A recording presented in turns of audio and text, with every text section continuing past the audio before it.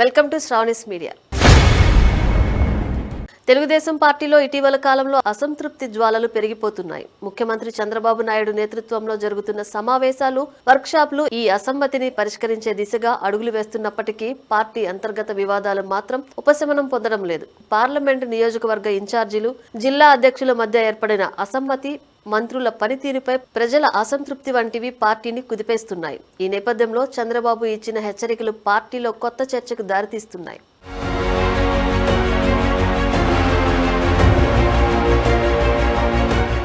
Party ప్రధాన కార్యాలయంలో నిర్వహించిన పార్లమెంట్ నియోజకవర్గ ఇన్ఛార్జీల వర్క్ షాప్ లో చంద్రబాబు ఘాటు వ్యాఖ్యలు చేశారు. పార్టీలో ఉంటూ వైసీపీకి కోవర్టులుగా పనిచేస్తున్న కొందరు నాయకులను వదిలిపెట్టనని వార్నింగ్ ఇచ్చారు.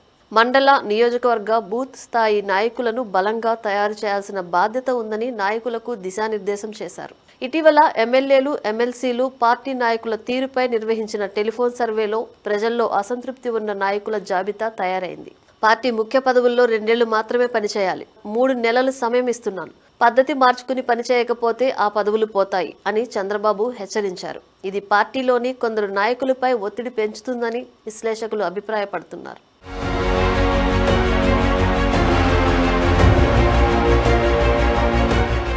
పార్టీ ప్రధాన కార్యదర్శిగా ఉన్న మంత్రి నారా లోకేష్ కూడా ఈ సమావేశాల్లో పాల్గొని అసంతృప్తులను బుజ్జగించే ప్రయత్నం చేశారు.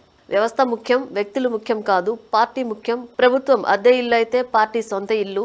సొంత ఇంట్లో అలకలు పార్టీ నష్టానికి దారితీస్తాయి. అలకలు వీడండి అని లోకేష్ సూచించారు. ఇది పార్టీలోని వ్యక్తిగత అసమ్మతులను వ్యవస్థాగత బలోపేతంతో పరిష్కరించాలనే సందేశాన్ని ఇస్తుంది. పార్లమెంట్ నియోజకవర్గ ఇన్ఛార్జి జిల్లా మంత్రితో సమానమని చంద్రబాబు పేర్కొనడం పార్టీలో కొంత అసమ్మతికి దారితీసింది. ఒక్కో పార్లమెంట్ నియోజకవర్గం ఒక్కో జిల్లాగా ఉండటం వల్ల జిల్లా అధ్యక్షులు అధికారిక కార్యక్రమాల్లో జోక్యం చేసుకునే అవకాశం తక్కువగా ఉంది. జిల్లా ఇన్ఛార్జి మంత్రులు నిత్యం ఆ జిల్లాలో తిరిగి పనిచేయలేరు కాబట్టి పార్లమెంట్ ఇన్ఛార్జీలకు మంత్రి హోదా ఇవ్వడం జిల్లా అధ్యక్షుల్లో అసంతృప్తిని పెంచింది. ఈ వివాదాలు అక్కడక్కడ ఘర్షణలకు దారితీస్తున్నాయి. పార్టీ పెద్దలు ఈ హెచ్చరికలు వివాదాలను పరిష్కరించేందుకేనని వ్యాఖ్యానిస్తున్నారు.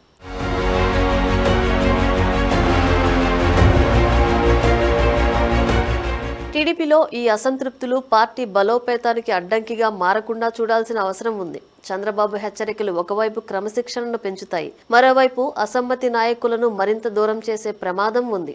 పార్టీ కార్యకర్తలు అలిగే పరిస్థితి రానివ్వనని చంద్రబాబు హామీ ఇచ్చినప్పటికీ రాబోయే ఎన్నికలలో ఈ అంతర్గత ఘర్షణలు ప్రభావం చూపే అవకాశం ఉంది. పార్టీ నాయకత్వం బుజ్జగింపులతో పాటు సమర్థవంతమైన సమన్వయాన్ని నెలకొల్పితేనే టీడీపీ మరింత బలపడుతుంది. ఇప్పటికైతే ఈ సమావేశాలు పార్టీలో కొత్త శక్తిని నింపే ప్రయత్నంగా కనిపిస్తున్నాయి.